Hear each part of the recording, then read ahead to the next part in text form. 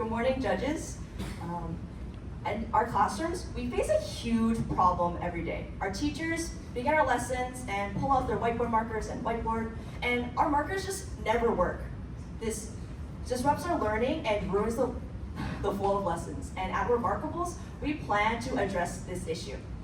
My name is Megan, and this is the Remarkablez team. We have Nicole, Kinsey, and Jackie, and unfortunately, our CTO, Angelina, couldn't make it today. And Nicole, would you please take us away? Yeah, so our problem comes from learning that whiteboard markers are constantly being thrown out in classrooms and offices, and as a result, over 400 million whiteboard markers in the US alone end up in landfills every year. For our target market, our total addressable market is around $2.8 billion, representing teachers and office workers in North America. Our serviceable addressable market is valued at $2.1 billion, representing teachers and office workers in Canada and the US. And our serviceable obtainable market is valued at $41.2 million, which represents eco-conscious teachers and office workers in Canada. At Remarkablez, our mission is to deliver sustainable, durable, and reliable whiteboard markers. And we have created the only fully sustainable whiteboard marker on the market, from a plant-based ink to a recyclable body, which is perfect for teachers and office workers who value sustainability and longevity in their everyday stationery. Adding on to what Nicole said, our markers are sustainable from the inside to the outside, and so our body is made from recycled aluminum, which is made from soda cans. It costs around 1.08 Canadian dollars, and we are planning to get our aluminum from Millennium Alloys, which is a company located in Kelowna. Our ink prototype is here. These are the chemicals involved in creating this ink. These chemicals are all natural, so they're derived from nature. For example, instead of ethanol, we use bioethanol, which can be extracted from algae. And so this is a rough sketch and diagram of our refill technology and our marker design. We have a plastic cartridge inside the marker to hold the ink. We have a hole, so our refill technology is we have a hole inside the marker. We plan to use an ink bottle to squeeze the ink into it and place it onto our stand. Our stand is magnetic, so it would stick to our whiteboard, and it would also allow us to recharge our markers, and it acts like a stand so the ink would flow down the marker properly. We use a hexagonal shape for our marker because it is easy to hold, it is comfortable, and it prevents it from rolling off the tables, which is how most markers break. Moving on to our validation. Yes. Moving on to our validation and traction, we went around schools putting up posters with QR codes to access our survey, where we discovered that 73% of our respondents value sustainability. Additionally, 62% will purchase markers at a premium cost for the eco-friendly perk. We collected 3 testimonials, 1 from our high school business teacher, 2 from the HR representative at Etro Construction, but the one that stood out to us the most was VSB's Purchasing and Sustainability Department. They described our product as a really neat idea and recommended launching a small-scale pilot in either a school or district department. This is a real opportunity for implementation. A pilot allows us to test our markers within an educational setting. The global market for whiteboard markers is valued at $636 million in 2024 and is projected to reach $771 million USD by 2033. Here's an infographic showing why supporting Remarkablez is a smarter and greener choice compared to Expo, a common marker that you'll see in most classrooms. By supporting Remarkablez, you not only save $132, but you also help prevent 80 markers from ending up in landfills. This is our current website. We plan on doing email subscriptions for ink refills. For our Instagram page, we have 3 posts with at least 500 views per post, and through promotion, we hit a total audience of 4,200 people. Now to our go-to market strategy. Seeding is when we test our market and raise awareness for our product. Advertisements can be such as posters and social media posts, like our Instagram page. We would also give out free samples to schools and offices like the VSB, and our survey officially allows us to test our market. Launch is when we launch our marker into the market when it is completed. We will do this by attending trade shows about office supplies catered towards teachers and office workers, selling on online marketplaces like Amazon, and having subscriptions for offices and school districts like the VSB. Growth is when we partner with companies to acquire new customers. This could be doing partnerships and trial runs with Staples, and even expanding to the US by year 2 with 5 trial stores to see response. And so for our competitive analysis, we have researched and tested 3 different types of whiteboard markers that are commonly found on the internet. And so one common lacking point with all 3 is their lack of erasability. When we tested them out, they often left streaks or were hard to erase. And also their way of refill is very messy and not very viable. Lastly, let's go over our financial analysis. So this is our current profit and gross margin. So our product lineup includes markers and refills. Markers and refills both in 4-packs and single packs, including the colors blue, red, green, and black. So our current markup for our markers is around 101%, and our markup for refills is around 50%. Our MSRP is $19.99 for our markers for a 4-pack and $23.99 for a 4-pack of refills. And our gross margin is between 40 to 60% across our products. So for our 2-year final financial projection, this includes our predicted gross profit and expenses. So the blue line includes our products, like our direct subscription with school districts and our markers and refills. Our expenses include our upfront R&D and include our startup funds of $67,500. So our founders intend to raise $12,500 and gain external funding of $55,000. And so our gross profit intends to exceed our expenses within 5 to 6 months. So, judges, according to our total contribution margin, we value this company idea at $1.6 million. So our ask is $55,000 for 10% stake in our company. And with your mentorship and partnership, we hope to grow our company bigger and better than it already is. We are reliable, renewable, remarkable. Thank you for listening, and we open the floor for questions.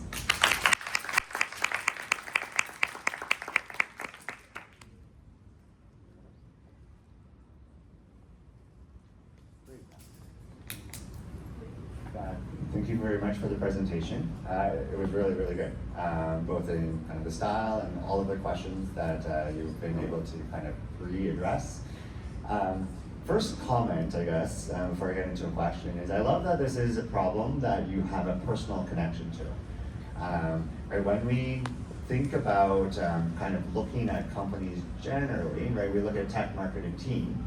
And when we talk about team, it's like, hey, is there something special about the team that gives them a particular insight to the problem, or a particular connection to the problem, or a particular reason why they will win to solve that problem better than anyone else? And so this is a problem that you've experienced. And so I really love the fact that you're addressing a personal problem that you have knowledge about, and you can understand the pain points in the customer journey that will allow you to be able to kind of address it. So first of all, let me congratulate you on choosing a problem that I think is really well suited for this competition. Thank you. I like, another comment I have is I like that you have skin in the game, right? And so when you talk about how much money you're going to raise, the fact that you're going to put in some of your own money, I think is always really important, right? And so you'll get founder shares at starting a company, but you're like, hey, we're going to put in our own money as well. And I think that shows conviction that this is a problem that you think is going to make money, and so you're willing to put your own dollars, or more likely your parents' dollars, behind that project. One comment on the valuation, maybe if you go to that slide, I think you have a math issue. You valued your company at 1-point-something million, but when I look at this, you're asking for $55,000 and for 10%, and so to me that suggests that your company is worth $550,000. And so I'm not sure where the disconnect is, but when you're dealing with numbers in a presentation, it's really important that people can follow along. And so that aspect was unclear, right? Okay, well, if you're making a math mistake here, or you're making a math mistake somewhere else. And so I'll pause here to address that, and so maybe I can understand what you actually said. Oh, I was just mentioning how much we value our company, like our total contribution margin. And that was the 1.6 million. That's not on the slide, and we're just hoping to. Is that what you think you can sell the company for eventually, or that's what you think it's worth right now? In the future, and that's according to our financial model. Okay, so you're asking to raise money on a $550,000 valuation, and you think it'll only triple in price by the time you exit? Well, that's our total contribution margin for our 2-year projection. So hopefully it will. Oh, so so what you're saying is, at the end of 2 years, I will produce from a contribution margin $1.6 million. Okay, right, and then the contribution margin will then pay for all your variable costs. Okay, so like marketing, operations team? If you would like to look at our startup costs, we have that. Okay, maybe we can go there then. Yeah.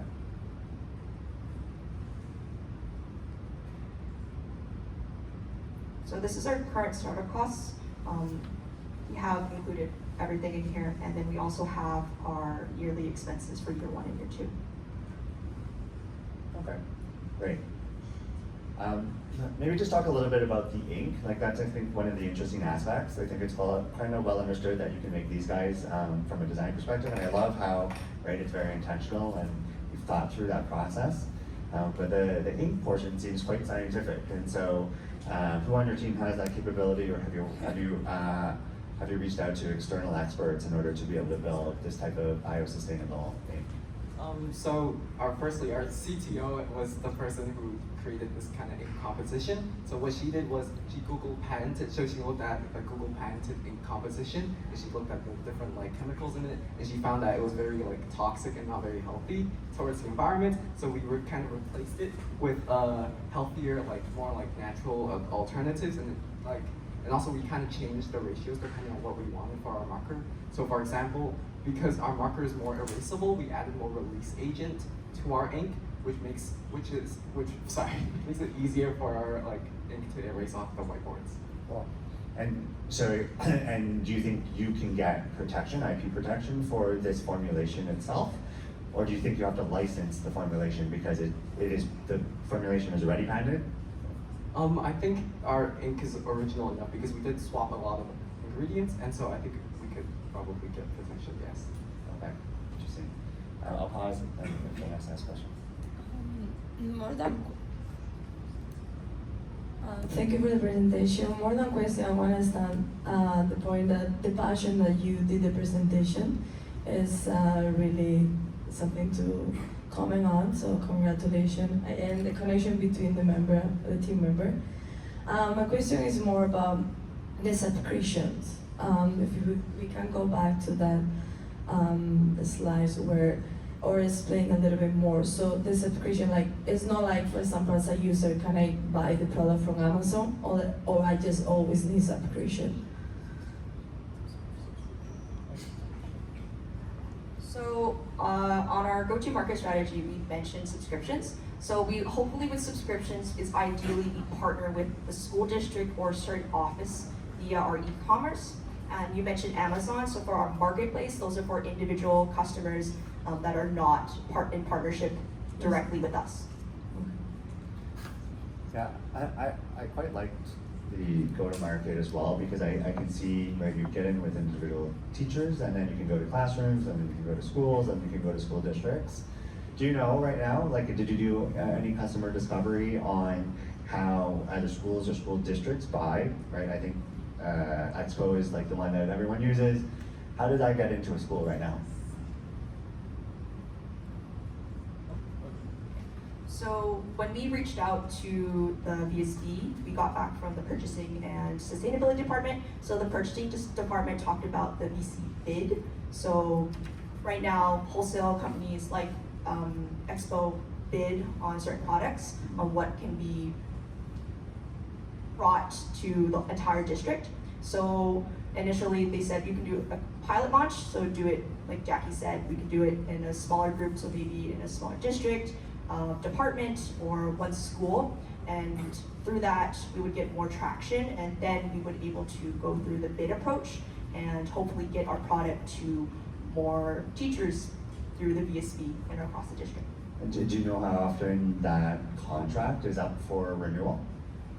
I did not, unfortunately, look into that. We just have been sent the information, and we will look into that as we do our pilot project in the future. Okay, and I appreciate the fact that you said you did, rather than make up something. Okay, but so that is interesting. Maybe it's on a 3-year or a 5-year schedule, and so you'll do pilots and hopefully get in line, and then as you go across the country or across North America, which is your target market, hopefully there's enough that are coming up on renewals that you can kind of land and expand that way. Cool. Thank you. We have lots of time, right? Ask us anything. We're here. One thing that I had a question on is subscription on renewals or refills was more expensive than the one-time purchase. Can you just quickly explain how that works? Can you go back to your renewal slide or your refill slide? Yeah, of course. So our refills are more expensive than our markers because most of the costs. I'm sorry.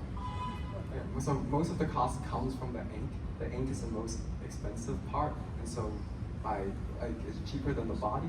It's like cheaper than the price to make the body, and so yeah, the refills are more expensive than the actual marker itself. Okay. And so it's on the wall, and does the refill, because you kind of had a thing where there was like a needle going into the pen. Is it sitting on the wall, the refill there, or you have to go, you refill into the pen itself, or you refill into the wall mount? Or you refill into the marker itself. Okay. So we would put the marker back into the packaging, and the packaging sticks onto the whiteboard. Oh, okay. Okay, so it's like, oh, it's magnetic onto the whiteboard itself, and so you have all the different pens, but then you have the refill sitting somewhere else, and when it's empty, you refill. Okay. Correct. And also, not only is it magnetic, it can stand up by itself if you don't have a whiteboard. So that just helps the ink flow down properly. Would it be used in places other than a whiteboard?